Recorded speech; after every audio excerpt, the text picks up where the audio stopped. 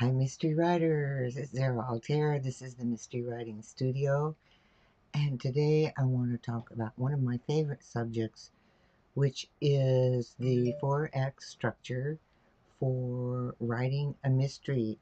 I think it just saves a lot of time and misery, and that's whether you plan your stories out in detail or whether you're a pantser. You always know where you want to be in a story. And the 4-act structure really fits the way that a mystery story moves from beginning to end. So I thought I'd go through the details and kind of walk you through it, because wherever you are in your story, if you know where you are in that structure, you know essentially the concept of what should be happening now at this time in the story. So what happens is, this happens to us as writers, our characters do and say things that we hadn't planned, and we can actually use that to our advantage by knowing where we're going next in the story, and just kind of quietly redirecting the story with these new actions that your characters have done to keep our story on track with the overall structure. Um, I find it just much more helpful than the 3-act structure. Uh, the 4-act structure gives you a framework for where you want to be in the story and what your detective is doing in each of those 4 acts, and what types, and it suggests what types of activities your detective is going to be doing. So let's kind of go briefly through them. In Act 1, you want to set up the story and you want to complicate what's going on in your detective's life.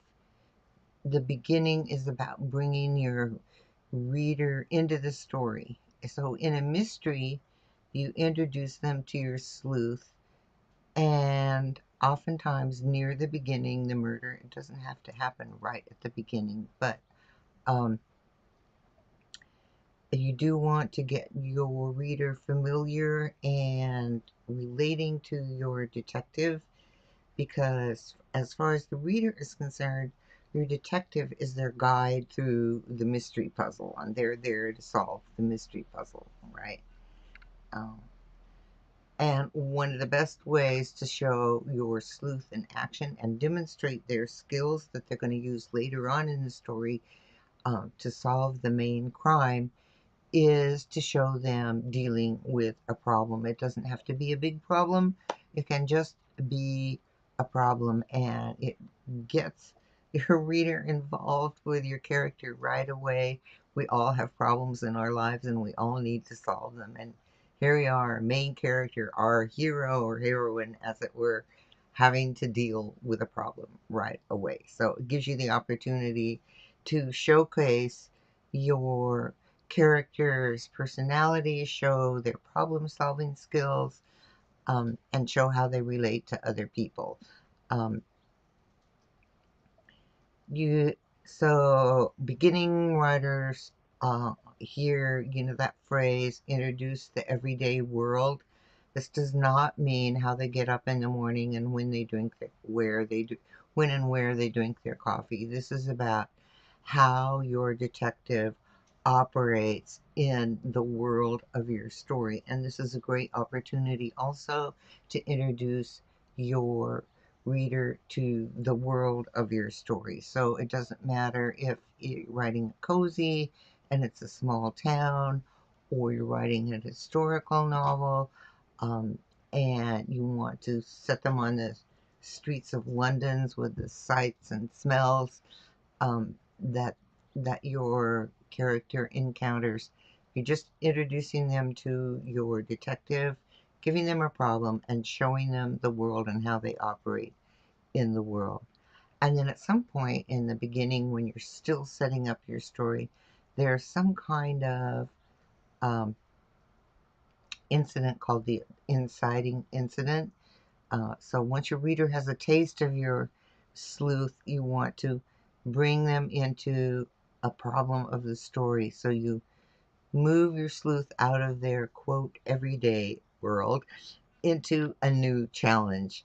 And in this scene, you want to present your sleuth with a challenge that they didn't see coming. It's just coming from out of left field into their ordinary world, and now they have to deal with it, and they have to think about it, and you have an opportunity to illustrate your character's personality, and once again, their thinking skills, their problem solving skills, and how they go about approaching a problem.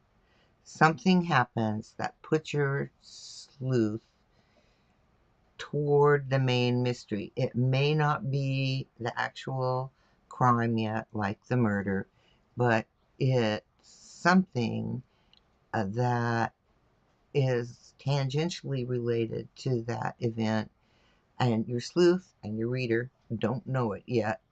But this small disturbance is in the regular life is heading toward that big mystery, what's going to be the bulk of your story, the big mystery. And once you introduce this event and show your sleuth's reactions, it's time to get your mystery head on underway. All right. So you have the first plot point, and now you introduce that dramatic event that must be answered in the climax of the story. Something happened to this victim, usually a murder, and somehow your sleuth is involved, and they have to make a decision to take on this puzzle solving mystery. Um, how this event unfolds will depend on the type of mystery you write. So, a cozy heroine may take on this search, or a cop may be up next on the rota. It doesn't matter, but somehow they are getting involved in solving this mystery. Either way, your sleuth protagonist enters into the mystery, and so does your reader, and they take on the challenge of solving the puzzle. All right, and then in Act Two, this is where we build up. This is where we're expanding the sleuth knowledge. So the sleuth learns about the victim. The sleuth learns who the people were that were in relationships with the victim, and these become the suspects. And the sleuth has to interview the suspects. The sleuth goes to the crime scene and looks for evidence and clues. And so at this point in your story, for most of Act Two, your sleuth is gathering information, gathering more and more and more information about the victim and what happened and how the victim was involved in the world that you set up at the beginning of your story. Then there's a pinch point in Act Two, where things just don't go right. Right? A piece of evidence is lost, or your sleuth misinterprets the significance of a clue, at least for now. All right. And as he or she meets suspects, they have their own personal reasons for resisting answering questions and not fully cooperating. So you're challenging your sleuth in their search for information.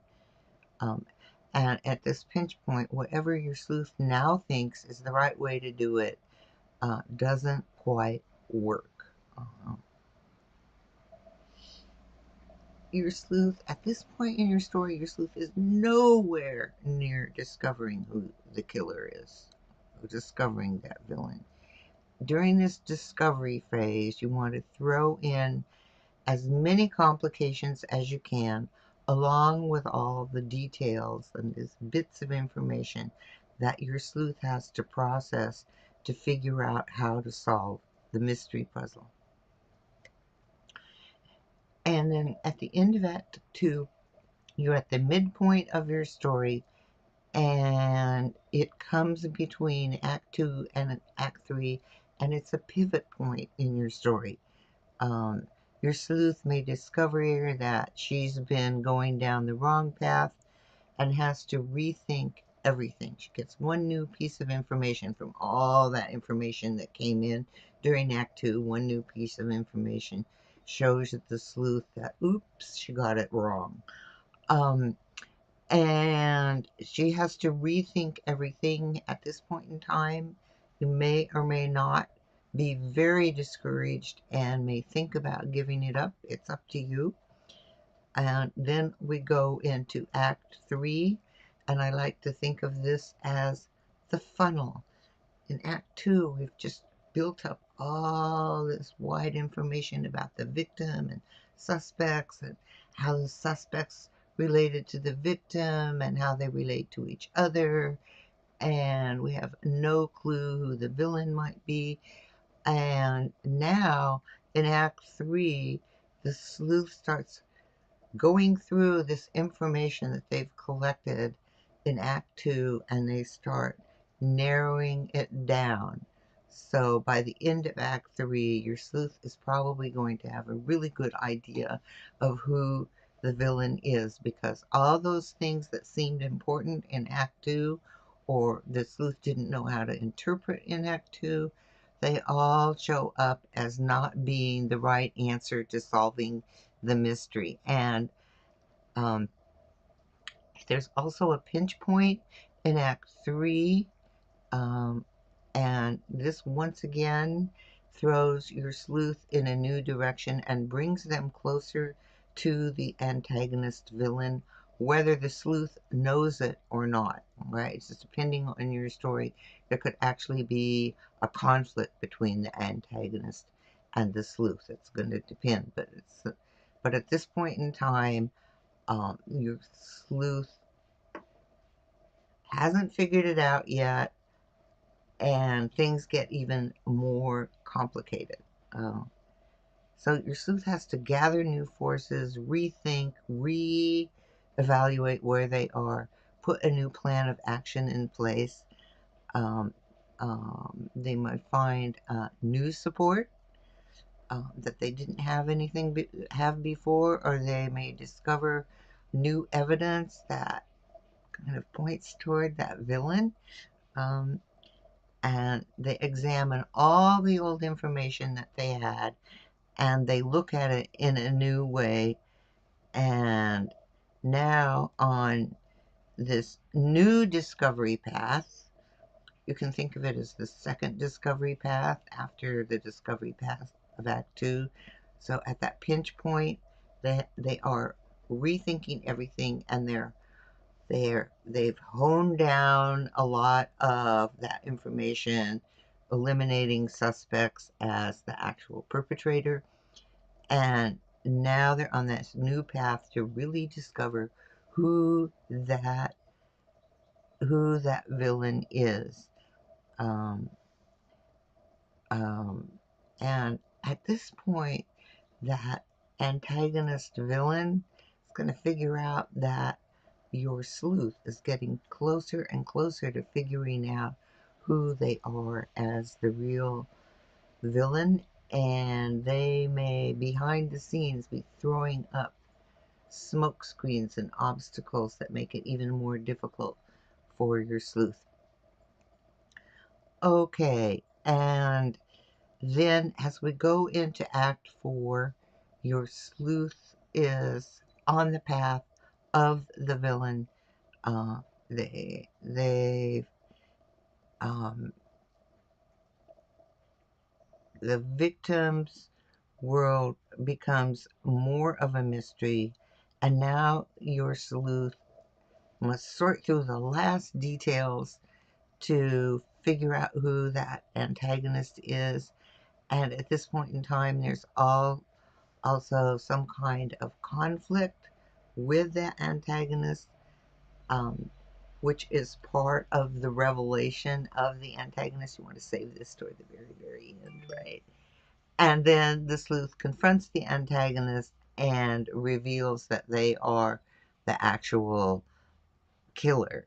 They find the killer, and your detective finally realizes how to confront that villain and how to expose them to the world. All right. Then at the very end, there is the revelation and the wrap up. And once your sleuth has revealed the villain, you want to go really quickly to the end, because what mystery readers are reading your mystery for is to solve the big puzzle. Of course, they want to feel smart and solve the puzzle before your detective does, but you want to keep them from doing it and make that villain a surprise at the end. And so your reader goes, "Oh, I should have thought of that. All the clues were there. I just didn't put them together." So that's our job as writers, to keep that villain a mystery until the end. But once that's happened, that is the end in your reader's mind. So you want to wrap up everything really quickly. I advise that if you have subplots in your story, you bring those subplots to a close before the final revelation. What this does is your reader ends your story with this feeling of satisfaction. There's a aha, caught the villain. All right. Now, no matter how clever that villain was, your detective figured it out and exposed them as the real villain that they are. And that gives a mystery reader a sense of satisfaction. If you go on and on and on and on after that revelation, that sense of satisfaction is going to get farther and farther and farther away from the end. And the reader is going to go, okay, so this happened and this happened, and Jim and Sally finally got together, and Joe finally got the art prize he was looking for, whatever all your subplots are. But but if you keep that revelation till the very end of your story, your readers are going to go, ah, wow, they figured it out, mystery solved, that's why I was here. They aren't going to articulate that, but that's how they're going to feel. So that revelation and the wrap up come at the very, very end of your story. So how this helps you is that you have this framework that you can keep in your head, even if you're a pantser. All right, we've got the setup at the beginning, the detective, the story world. There's the inciting incident that points toward the mystery. There's that first pinch point where the detective and the crime come together. And there's Act Two, where they discover all this information about physical evidence and about suspects and about the victim and their life. And there's the midpoint where everything that your detective thought so far isn't working and they have to rethink and replan. There's that pinch point where it seems like it's at the right place, but once again they have to rethink and replan. And there's the climax where they finally confront the villain and expose them and bring them to justice. If you keep those kind of major points in mind, no matter what your characters do, you can take your story and head it toward the next point in that story plot, in the story outline. So so you can thank your characters for bringing this new action to you and enlivening the story, and at the same time keep your story on track as far as story goes and bring it to a satisfying conclusion for your readers. Okay, I hope that helps. So, one, introduction. Two, just this huge expansion of discovery and information. Three, slowly funneling through that information down to identifying the villain. Four, the climax where your detective apprehends and exposes the villain to the rest of the world, and then a quick wrap up. And so you have lots of room to play with in between. All right, I hope that makes a lot of sense. As always, if you have any questions, um, leave them in the comments, and I encourage you to try out the 4-act structure if you haven't used it, because I think it can solve a lot of problems for your mystery writing because you have this big overview of how the mystery goes. All right, thank you so much for being here. I'll see you next time. Keep writing.